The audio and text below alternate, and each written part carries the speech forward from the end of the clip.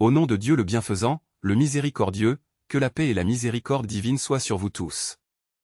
Aujourd'hui, nous vous proposons un récit qui a ébranlé la compréhension d'innombrables personnes, une histoire qui traverse les frontières entre la vie et l'au-delà, entre le visible et le caché.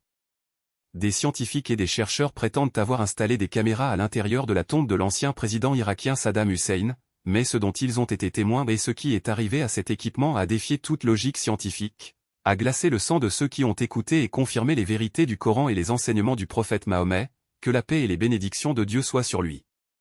Avant de continuer, nous vous demandons humblement de soutenir ce travail, aimez, abonnez-vous à la chaîne et n'oubliez pas de rechercher le pardon divin et d'envoyer des bénédictions à notre prophète bien-aimé.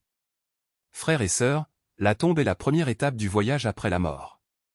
Il peut être un morceau de paradis ou un abîme de l'enfer, quelle que soit la durée de sa vie, l'immensité de son pouvoir ou l'ampleur de sa richesse. La mort ne fait aucune distinction et la tombe attend tout le monde, sans exception. Après avoir quitté ce monde, chaque être humain entre dans la phase de Barzakh, une étape intermédiaire entre la vie terrestre et le jour du jugement. Là, les actions sont révélées et chacun sera responsable de ce qu'il a fait.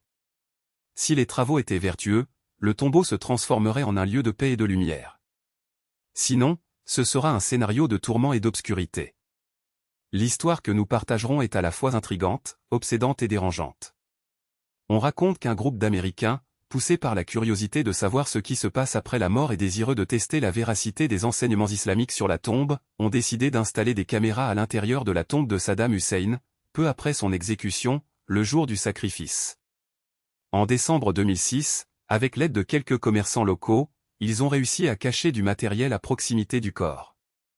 Le plan était simple, enregistrer ce qui arrive à un cadavre après l'enterrement et exposer les images au monde. Mais ce qui a suivi les a laissés sous le choc. Le lendemain, alors qu'ils revenaient récupérer les caméras et analyser les enregistrements, ils trouvèrent les appareils complètement détruits. Ils étaient brûlés, fondus, inutilisables. Ils dégageaient une odeur étrange, comme s'ils avaient été frappés par une décharge électrique écrasante. Pas une seconde d'image n'a pu être récupérée. La mission avait échoué.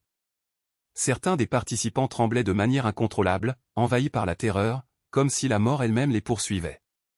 Selon certaines informations, ils ont quitté l'Irak précipitamment, terrifiés par la colère divine, abandonnant le matériel détruit dans la tombe. L'un d'eux a insisté pour emporter avec lui un fragment endommagé, mais à ce jour, personne n'a pu expliquer ce qui s'est réellement passé. Les érudits affirment que la destruction des caméras pourrait avoir été un signe clair de Dieu, un avertissement selon lequel les mystères du tombeau ne devraient pas être violés. Le Coran nous le rappelle, et la connaissance ne vous a été donnée qu'une petite partie, Sourate Al-Isra, 17, 85. Ô enfants d'Adam, votre connaissance est limitée. N'essayez pas de découvrir le caché, car cela n'appartient qu'à Dieu. Mais cet épisode nous amène à une profonde réflexion, qu'arrive-t-il au corps humain après la mort? À mesure que la science progressait, les chercheurs étudiaient les étapes physiques de la décomposition. Ils ont découvert qu'au bout de 48 heures à une semaine, l'abdomen commence à gonfler sous l'action de gaz, de bactéries et de champignons. Bientôt, les vers et les micro-organismes consomment les organes. Dieu a conçu ces minuscules créatures pour ramener le corps sur terre. Lentement, il se dissout, se transformant en sel et en liquide, jusqu'à ce qu'il ne reste qu'une petite partie, l'extrémité inférieure de la colonne vertébrale, connue en arabe sous le nom d'Arjul Adh Danab le coccyx. Le prophète Mohammed, que la paix soit sur lui, nous a révélé il y a plus de 1000 ans, tout ce qui appartient au fils d'Adam sera consumé par la terre, à l'exception du coccyx.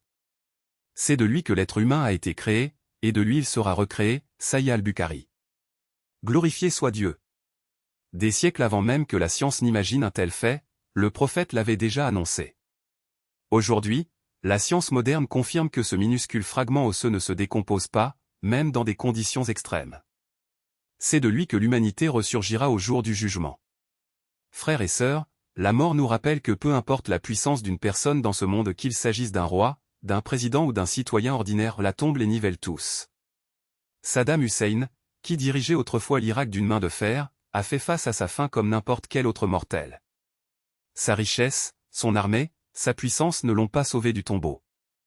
Et ceux qui ont tenté de découvrir son sort avec des caméras n'ont été témoins que d'un signe qui les a terrifiés et les a fait trembler de peur. Peut-être s'agissait-il d'un avertissement divin selon lequel ce qui est caché lui appartient seul. Le tombeau, ses délices et ses châtiments sont réels, mais ils restent cachés à nos yeux jusqu'au moment où chacun de nous y entre. Ce qui compte le plus, ce n'est pas ce qui arrive aux autres, mais ce qui va nous arriver. Sommes-nous en train de préparer ce moment? Vivons-nous d'une manière qui transformerait notre tombeau en jardin du paradis ou en gouffre de l'enfer?